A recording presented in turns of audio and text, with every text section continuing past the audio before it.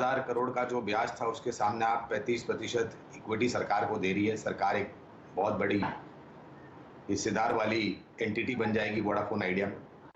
लेकिन मेरा प्रश्न ये है शैल जी कि निरंतर लगातार पिछले कई महीनों से उपभोक्ताओं की संख्या में कमी देख रहे हैं हम, और वो कमी करीबन 15 लाख से 25 लाख तक ग्राहक ये गंवा रहे हैं, और ये आंकड़े हमारे समक्ष हैं।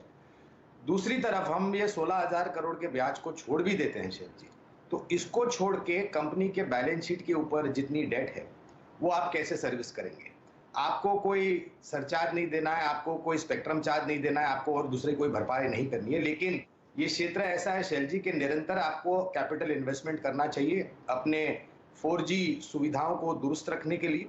और आने वाले समय में जो हम 5G की बातें सुन रहे हैं उसमें तो जाहिर है आपको पैसे लगाने ही पड़ेंगे, तो वो राशि जो है लिक्विडिटी की जो मैं बात कर रहा हूँ वो कहाँ से आएगी, ये एक बहुत बड़ा प्रश्न चिन्ह है। और बैलेंस शीट के लेकर के हम जितनी बातें कम करें वही बेहतर है, क्योंकि परिस्थिति और आंकड़े भी हमारी समक्ष है। तो ये एक अच्छी बात है कि आप ड्यूपोली नहीं चाहते हैं, लेकिन उसके साथ साथ एक कमजोर एंटिटी में अगर सरकार एक बड़ा हिस्सेदारी ले लेती है तो उससे क्या बाकी जो तकलीफें हैं वो दूर हो जाएगी, ये मेरे समझ से विपरीत है।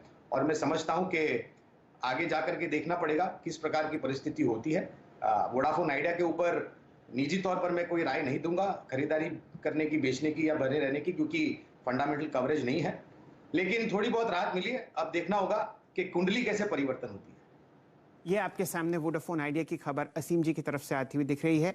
इस कंपनी ने 35% सरकार को हिस्सेदारी अपनी बेची है, एवज में 16,000 करोड़ रुपए जो स्पेक्ट्रम चार्ज और ब्याज देना था वोडाफोन आइडिया को अगले 4-1 साल में। ध्यान दीजिए, वोडाफोन आइडिया की जो मार्केट कैपिटलाइजेशन है वो लगभग 43,000 करोड़ है, तो अगर आप उसका 35% निकालेंगे तो आप समझिए कि लगभग 15,000 करोड़ के आसपास वो आंकड़ा आता हुआ दिख रहा है। और वही आप देखिए वैल्यू जो इस कंपनी को देनी थी सरकार को, उसके एवज में यहाँ